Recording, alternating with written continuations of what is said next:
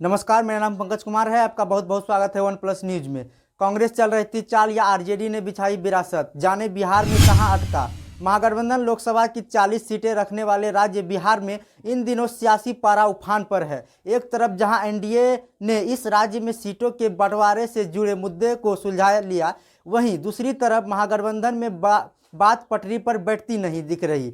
बिहार में महागठबंधन में सीटों के बंटवारे का मामला अटका हुआ है। आरजेडी कांग्रेस से ज़्यादा सीट देने को राजी नहीं है, इसलिए बात नहीं बन रही।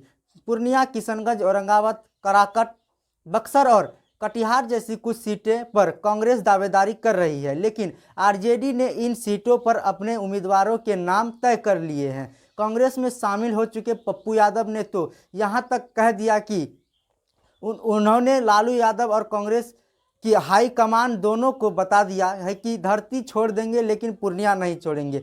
इसके बाद गठबंधन में टेंशन है। तेजस्वी यादव इसी मामले में कांग्रेस हाईकमान से फाइनल बात करने के लिए दिल्ली गए हुए थे। कांग्रेस बिहार की 40 सीटों में से 15 पर चुनाव लड़ना चाहती है और बाद में कांग्रेस 9 सीटों पर आ गई, लेकिन आरजेडी कांग्रेस को 7 से ज़्यादा सीटें देने के लिए तैयार नहीं है। कई राउंड की बातचीत हो चुकी है, लेकिन कोई नतीजा नहीं निकला।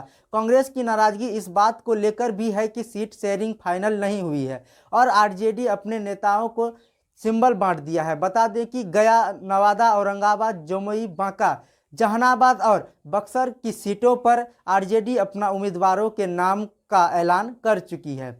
आरजेडी ने गया से कुमार सर्वजीत, नवादा से श्रवण कुशवाहा, औरंगाबाद से अभय कुशवाहा और जमुई से अर्चना रविदास को सिंबल दिया है।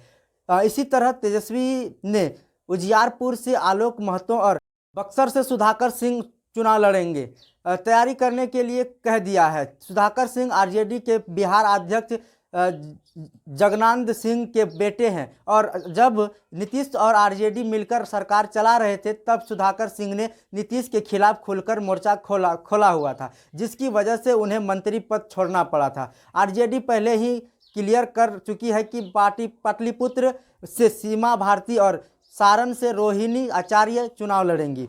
इसी तरह आरजेडी ने जितनी सीटों पर अपने कैंडिडेट को सिंबल बांटे हैं, उसमें से कई ऐसी जहां पर कांग्रेस भी दावेदारी कर रही थी, जैसे कि औरंगाबाद से पूर्व सांसद निखिल कुमार कांग्रेस का टिकट चाहते थे, लेकिन आरजेडी ने जेडीयू छोड़कर आए अभय कुशवाहा को औरंगाबाद से सिंबल दिया है। इसी तरह पूर्व लोकसभा स्पीकर मीरा कुमार कराकट सीट से अपने बेटे के लिए कांग्रेस का टिकट चाहती थी, लेकिन आरजेडी ने सीपीएल एमएलए को दे दी है। कटिहार सीट से कांग्रेस महासचिव तारिक अनवर दावेदारी थे, लेकिन आरजेडी ने अपना कैंडिडेट उतारा। बेगूसराय सीट से कांग्रेस अपने नेता कन्हैया कुमार को उतारना चाहती थी, लेकिन आरजेडी ने सीट सीपीएल को दे दी। कांग्रेस पूर्णिया, कटिहार और किशनगंज जैसी सीटें चाहती थी, जहां मुसलमानों के वोट्स की अच्छी खासी तादाद है, लेकिन आरजेडी ने सीट कांग्रेस को नहीं देना चाहती। कांग्रेस का इल्जाम है कि उनको कमज़ोर सीटें दी जा रही है, लेकिन आरजेडी का कहना है कि इन सीटों पर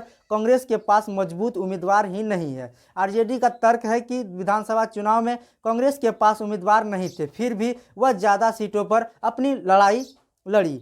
इसी वजह से महागठबंधन को बहुमत नहीं मिल पाया है और अब ये गलती दोबारा करना समझदारी नहीं है। पप्पू यादव भी आरजेडी और कांग्रेस के बीच टकराव की वजह बन गए हैं। यादव ने पिछले हफ्ते ही अपनी पार्टी को कांग्रेस में मर्ज कर दिया था। कांग्रेस ज्वाइन करने से पहले पप्पू यादव लालू यादव, तेजस्वी से भी मिले। उन्होंने लालू यादव को अपना गार्जियन बताया था, लेकिन लालू ने पप्पू यादव के लिए पूर्णिया सीट छोड़ने से कर दिया इनकार, और जबकि पप्पू यादव पूर्णिया से ही चुनाव लड़ने पर अड़े हुए हैं। हकीकत यही है कि बिहार में मोदी विरोधी मोर्चे की जो भी ताकत है, उसमें लालू यादव की आरजेडी सबसे मजबूत पोजीशन में है। चुनाव में हार जीत लालू यादव के सपोर्ट बेस पर निर्भर करती है।